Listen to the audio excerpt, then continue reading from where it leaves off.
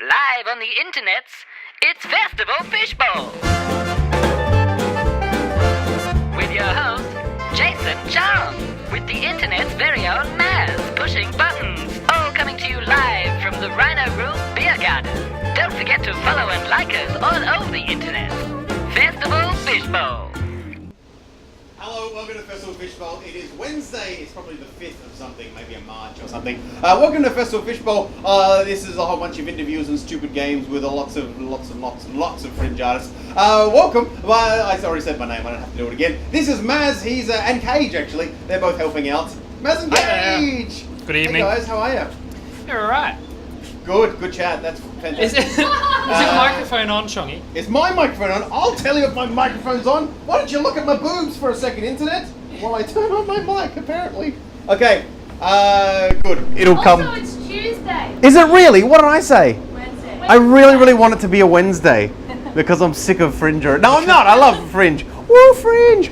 There's people in that door if you can't hear. Anyway, so what's happening? Okay, yes, this is what you have to do. You have to go to Festival Fishbowl if you're not already. The website's down there, festivalfishbowl.com. You can also find us on Facebook and Twitter at F_Fishbowl and Facebook.com/Fishbowl. We still don't know if our chat's working or not because Cage, in her ultimate wisdom, wrote in the chat, "Is the chat working? Let us know. If it's not working, tweet us at F_Fishbowl." But of course, if the chat was working, it is not working, then no one can read that message. So if the chat isn't working, hit us up on Twitter or Facebook and tell us we're stupid. And then we'll figure some stuff out after that. So that's what you have to do there. And also, if you're enjoying the show at all, tell someone because just go on Facebook to go, "Hey, I'm watching this, you should too," or whatever. Don't have to be like super maniacal about it, like, "Oh, this is the best thing ever." Just be cool about it. Just go, "Hey, so I'm doing this thing. If you want to do the thing too," and then people will be like, "Oh, you're cool, and you kind of like that thing." So, unless you're not cool, in which case, be super maniacal about it, because whatever. Anyway, cool. So hey, here's who's coming out on today's show. We have these people: Alexandra Howell with 3 L's.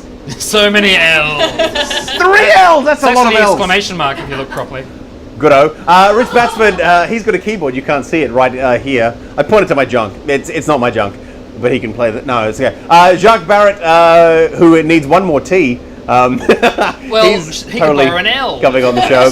That's true. Yeah. Barrettle.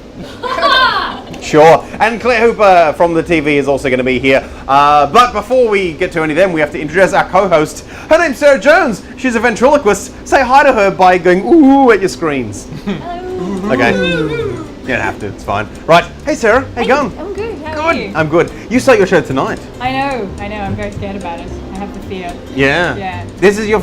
No, is it your first Adelaide? No, second. Second. Yeah. Right. Why are you talking in a British accent?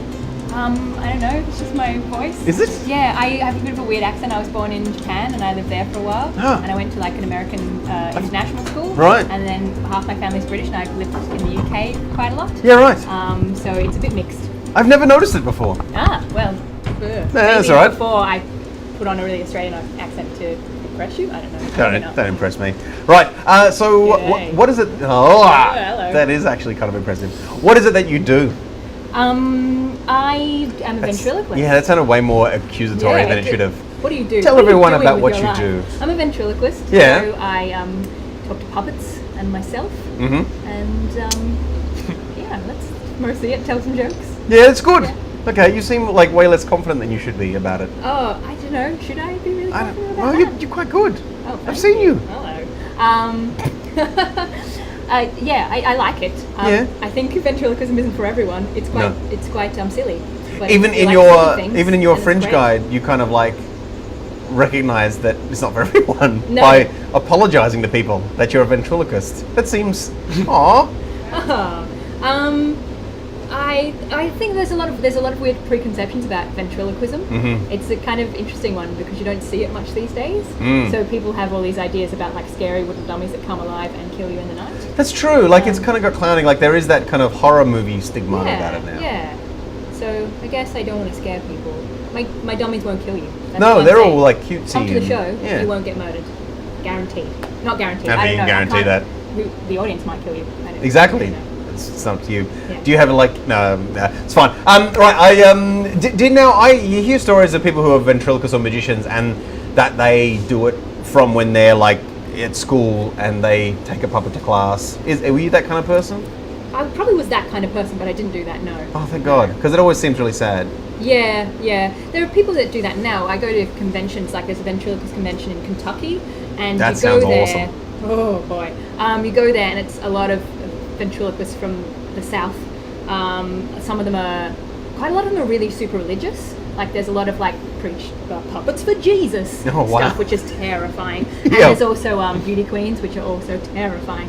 And like puppets or the beauty queens? No, they're beauty queens, and that's what they do is their talent. And they're like they've got like big fake false teeth, and they're like hi, and they scare me a lot. They're scarier than the puppets. Do they often have like beauty queen puppets? Yeah. Ah. Yeah. It's their own Honey Boo Boo. And a lot of them, I don't know, ventriloquism does attract people maybe with not so great social skills sometimes. People who have to make up friends and whatnot. So you have a lot of conversations like where they're just only talking to you through the puppet. So they're like, "Hey, how are you?" And you're like, "Yeah, I'm good." And the puppet, and they just will not talk. They'll only talk through the puppet. And you're like, "Dude, I do what you do. You can talk to me. It's fine. You can just put that down." That is super creepy. Yeah. So, I'm less creepy than that. Yeah, you're heaps less creepy. Excellent. So what is your show about and where is it?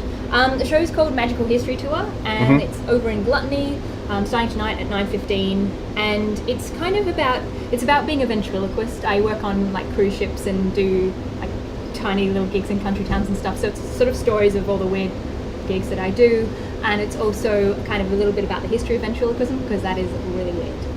Yeah, right. Yeah, that sounds like it would be full of occultish. Yeah, it's grossness. Gross. It's really gross. Yeah. It's grosser than you would think. Oh, sweet. Like in the Middle Ages, they used it for necromancy, which is like talking to the dead.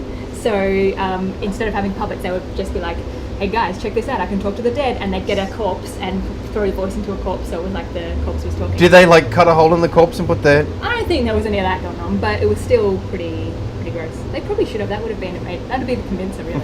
Hey, it's your grandma! That would have been yuck. Okay. Now, is it a show for kids or not? It's for the adults. Yeah. I mean, they can come, but they might have to cover their eyes over the puppet swearing. So. Okay. Not you. You wouldn't swear at all. Heavens no. You are a lady. Puppets, filthy. Disgusting. Excellent. All right, cool. Well, we'll find out a bit more about you and your show and stuff throughout the thing. But until then, are you just happy to talk to people? Yeah. Yes. I mean, I'm more sweet. comfortable if they're a puppet. So. What? But I can get the glove and we can. Oh.